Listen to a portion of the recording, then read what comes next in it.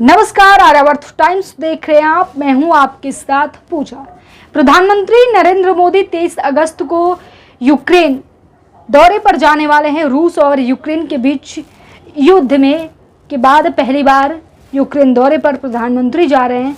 पिछले दिनों रूस दौरे पर भी गए थे। वहीं अब पीएम मोदी के यूक्रेन दौरे को लेकर देश में सियासत गर्मा गई है।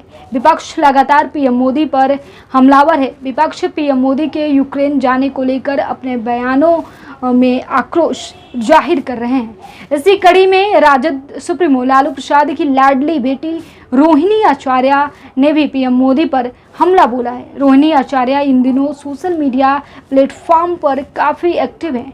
वो एक के बाद एक ट्वीट कर रही हैं और बिहार सरकार और केंद्र की मोदी सरकार पर हमला बोल रही हैं। उन्होंने पीएम मोदी के यूक्रेन दौरे पर सवाल खड़ा किया और हमला बोला। उन्होंने कहा कि पीएम मोदी से अपने देश के अंदरूनी मामले संभाले नहीं जा रहे हैं और वो यूक्रेन रूस के बीच युद्ध रुकवा देने का झूठा प्रचार कर रहे हैं। ये बातें लालू प्रसाद की लाडली रोहिणी आचार्य का कहना है।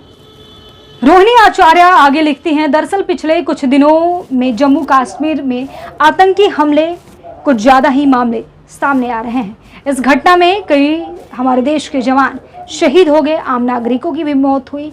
वहीं बीते दिन आतंकी हमले में हमारे सेना के एक जवान शहीद हो गए। रोहिणी आचार्य ने उसी से संबंधित खबर को साझा करके पीएम मोदी पर बड़ा हमला बोला है। उन्होंने कहा है कि जम्मू कश्मीर में आतंकवाद चरम पर है और हाल ही के दिनों में आतंकी घटनाओं में वृद्धि हुई है। आतंकवाद पर लगाम लगाए जाने के केंद्र सरकार और प्रधानमंत्री जी के तमाम दावों की हकीकत पूरी दुनिया के सामने है। उन्होंने कहा कि यूक्रेन रूस के बीच युद्ध रुकवा देने का झूठा प्रचार दावा करने वालों से देश के अंदरूनी हालात संभलते नहीं संभल रहे हैं। सीमा पार से आतंकी घुसपैठ निरंतर जारी है। आम नागरिक, सुरक्षा बलों और सेना के जवान अपनी जान गंवा रहे हैं। फिर भी देश की सत्ता संभाल रहे लोगों का तजुर्बा एक कह रहा है कि देश सुरक्षित हाथों में है। वैसे भी जुबानी गोले दागने वालों 24 आवर्स झूठी बयानबाजी करने वाले हैं। ये किसी भी प्रकार की बेरहमी और इनसे बेहतर उम्मीद नहीं की जा सकती है। ये तमाम बातें लालू प्रसाद की लाडली रोहिणी आचार्य बोल रही हैं।